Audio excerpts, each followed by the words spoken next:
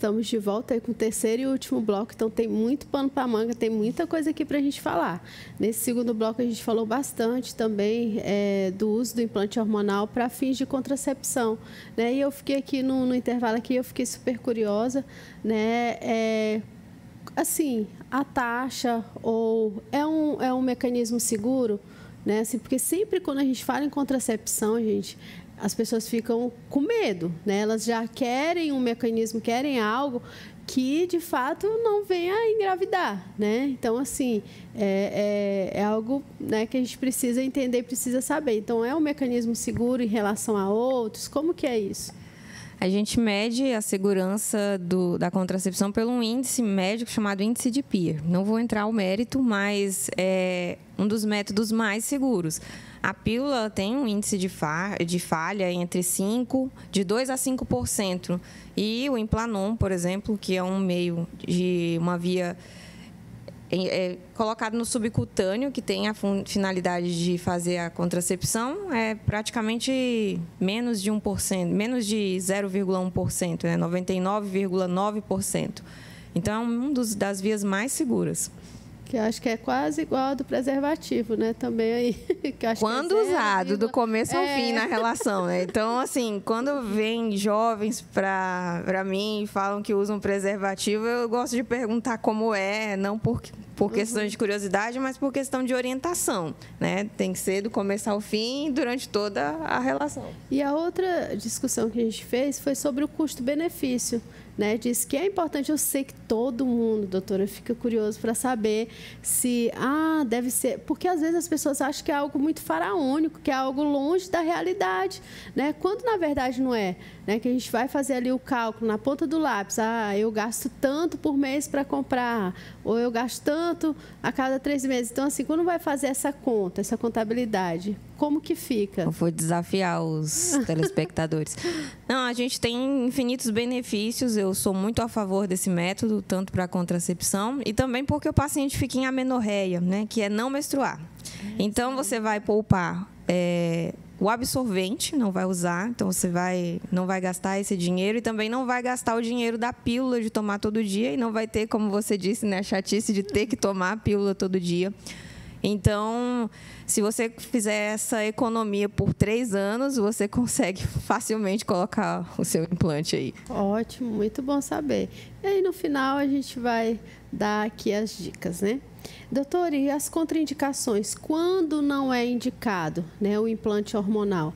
Porque tudo tem suas exceções, né? Aqui a gente, por enquanto, a gente só falou as coisas boas, vamos dizer assim, quem pode e tal, né? E quem não pode? O que é contraindicado? Eu falo que nem tudo é para todos, para os meus pacientes. Calma, nem tudo é para todos. Eu gosto de pedir a rotina ginecológica, então eu sempre peço a ultrassom da mama, quando a mama é densa, quando o paciente já pode fazer a mamografia. A mamografia, porque um nódulo mamário que responde ao estrógeno, por exemplo, contraindica o uso de estrógeno em qualquer via. Aí pode ser comprimido oral, pode ser adesivo, pode ser gel e, com certeza, o implante também não pode ser feito. Então, a gente diz que as contraindicações são as mesmas das contraindicações daquele hormônio por qualquer outra via. Por exemplo, muita gente pensa que, por exemplo, hiperplasia prostática benigna. O nome é grande, mas é um aumento da próstata do idoso, contraindicaria o uso de testosterona. Mas, geralmente, isso é uma assertiva incorreta, né? Porque produzir muita testosterona não causa câncer de próstata. Pelo contrário, é baixa testosterona. Tanto é que a gente vê idoso com câncer de próstata e não garotinhos de 20 anos com testosterona lá em cima com câncer de próstata. Então, a gente pode fazer, contando que ele faça o tratamento para o câncer de próstata ou para a hiperplasia de próstata. Então, não é uma contraindicação absoluta. Mas o nódulo mamário, ou aí contraindica o estrógeno, né? Ou algum tumor masculino que se alimente de testosterona. Eu não posso fazer sob nenhuma via, nem intradérmica, nem oral, nem injeção e também não implante. E os benefícios no homem? Tem benefícios? Tem. A gente, inicialmente o estudo foi feito para as mulheres na menopausa e rapidamente foi convertido para também o estudo dos benefícios masculinos. e a maioria deles é relacionado ao libido masculino, né? A gente sabe que o homem com hipogonadismo do envelhecimento tem distúrbio de ejaculação precoce, de falta de libido, né, que é o próprio hormônio do desejo. E, assim, eu me surpreendi estudando isso, que também sobre a memória. A testosterona melhora a memória, porque diminui o cortisol, que é o hormônio do estresse. Então, o homem se beneficia bastante também dos implantes aí, quando indicado. E o implante hormonal de testosterona é solução segura para os homens com DAIM? É a solução mais segura, né? Quando a gente estabelece um diagnóstico de deficiência androgênica masculina, do envelhecimento, a gente tem que suplementar a testosterona para aquele homem. Então, a gente só escolhe a via. E a melhor via, desde 1940, é a via que pule a passagem hepática. Então, pode ser intramuscular ou o implante. E é segura essa reposição de testosterona em homens e em mulheres? Isso, é muito seguro desde que a gente respeite o eixo, né? Então, a gente não pode fazer superdosagens, porque o nosso corpo, ele funciona por feedbacks. Então, se a gente aumenta muito um hormônio, aquela célula que é responsável por captar aquela quantidade no sangue percebe que tem demais, então ela pensa, parou, vou produzir menos.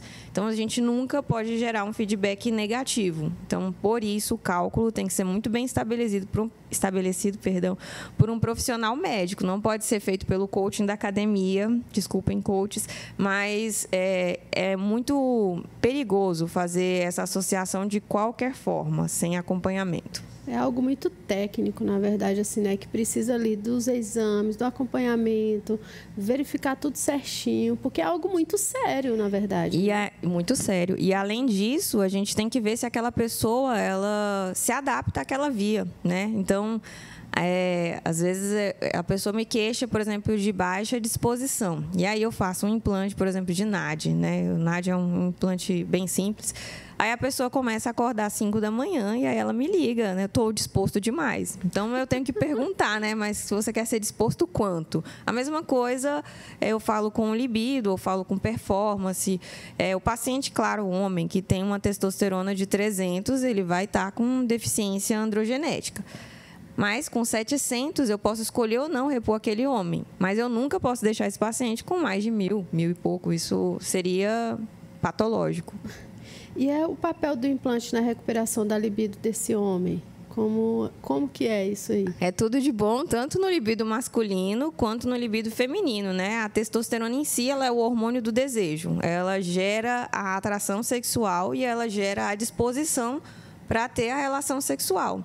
Então, se a pessoa tem baixa daquele hormônio, ela não tem apetite sexual e não tem desempenho sexual. Então, e é muito triste, né? Imagina, a gente tem uma expectativa de vida muito mais longa do que antigamente e tem que ser uma vida com qualidade e, sim, reprodutiva, né?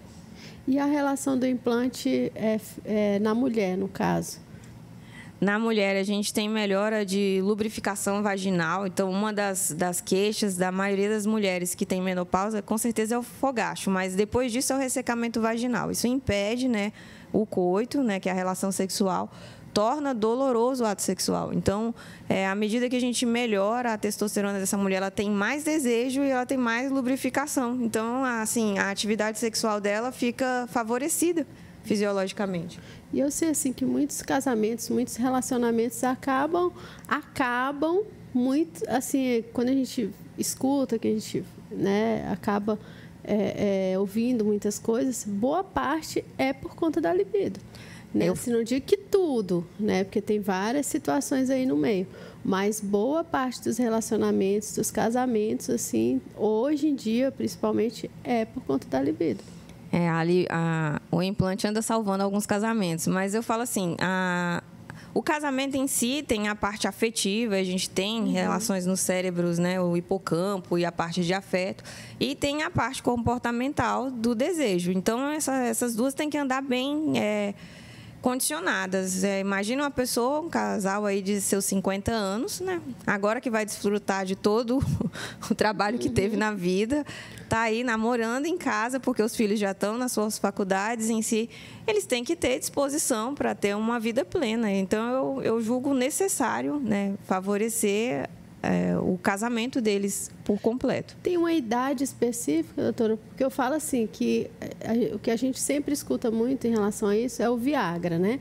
Que muitos aí acabam utilizando desse mecanismo, né? Que aí os senhores de 60, 70, 80 anos utilizam. Então, esse implante hormonal, para esse fim de libido, tem uma idade específica? A gente tem até o Viagra para fazer implante hormonal, né? O sildenafilo, o tadalafilo, todos a gente tem essa opção. E a gente faz ele associado com a testosterona. E a gente faz muito isso para paciente que quer suplementar a testosterona e não quer ter colateral de queda de cabelo, mas também para desempenho sexual. É assim, eu imagino que se o homem tem a queixa, né? Tanto. A gente tem um questionário, isso não chego assim perguntando. Não, né? Tem um questionário, a Sociedade de Endocrinologia, no livro lá, quando a gente fala de suplementação, tem umas perguntas específicas que a gente faz e a gente conta os pontinhos. Então, se o paciente não faz a pontuação correta, a gente tem indicação de fazer a utilização. E aí eu pergunto, você quer que melhore isso também? Quanto que você quer? Também não pode deixar. Ele é casado também com uma mulher de 50 anos. Se você deixar ele com um apetite sexual de 20, talvez ela largue dele também. Então, a gente faz isso bem associado. Mas é muito bacana esse assunto, assim, dá um leque, uma série de questões, né? Então, para que serve, de fato, a gente já discutiu bastante coisa, o implante hormonal? Eu falo que o implante hormonal ele serve para o médico conseguir sanar a queixa de um paciente com um diagnóstico estabelecido. Ele é uma via, né? É uma via de administração de algum hormônio. Então, não é que o implante hormonal seja como se fala, o comprimido da vida ou, sei lá, a injeção da vida daquela pessoa, né? É uma forma da gente conseguir ajudar aquele paciente a alcançar o potencial máximo biológico dele. Ótimo. E existe algum efeito adverso? Sim, quais, né, assim, efeitos? Porque como a gente falou lá atrás, né, tudo tem um lado bom e ruim, né? Sim, a gente tem. E é relacionado ao hormônio que a gente escolhe. Então, por exemplo, a testosterona tem, se você faz doses exageradas, por exemplo, pode converter, a gente teve essa conversa da outra vez, em dihidrotestosterona e gerar queda de cabelo. Então, se você faz de uma forma errada, sim.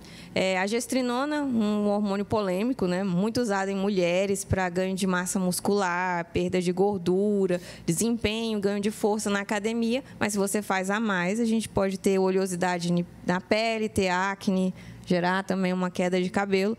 Então, a contraindicação ela é do hormônio e não da via. Então, toda a contraindicação para não usar aquele hormônio, ela se aplica também ao implante daquele hormônio.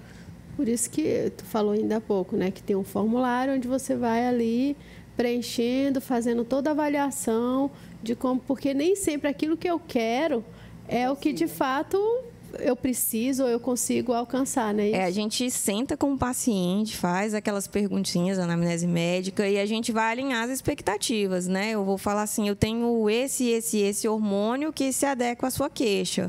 Aí eu conto o que cada hormônio tem, a gente decide junto qual hormônio a gente vai fazer. Mas não é uma mágica, né? A gente vai melhorar o potencial daquela pessoa. A gente não tem como transformar uma pessoa, mas a gente pode dar o máximo que aquele organismo tem. E o implante hormonal, ele é aprovado pela Anvisa, porque é uma coisa, né, assim, muito séria e que a gente precisa entender, saber se realmente existe uma aprovação, como que é. O implante hormonal, ele é aprovado pela Anvisa. O chip da beleza que não. Então, a gente entende que a reposição hormonal, por essa via, ela é aprovada. A gente só não pode vender como... Na verdade, na medicina, a gente não pode vender um tratamento. A gente vai propor um tratamento e o paciente vai escolher qual forma ele se adequa de realizá-lo, né? A gente não pode fazer essa mágica de chip da beleza. Gente, ainda tinha aqui outras coisas para a gente estar falando, né? Porque o tema realmente ele traz assim, uma abrangência muito grande, mas a gente precisa já ir encerrando, né? E eu, assim, Quero agradecer muito a doutora Janiclice por ter aceitado falar de um tema que não é muito fácil, porque, como a gente falou no início, é um tema que ainda tem muitos mitos, aí, algumas situações que eu acredito que hoje ficaram bem mais claras aí para a população, até mesmo para os colegas médicos, de alguma forma, da área da saúde, né? Então, muitíssimo obrigada, doutora Janiclice, por ter aceitado vir aqui novamente no programa, viu? Eu que fico muito grata, eu adoro, né, falar de medicina e falar de saúde. Então, eu que agradeço o convite, espero ter esclarecido alguns fake news que pairam por aí. E é isso.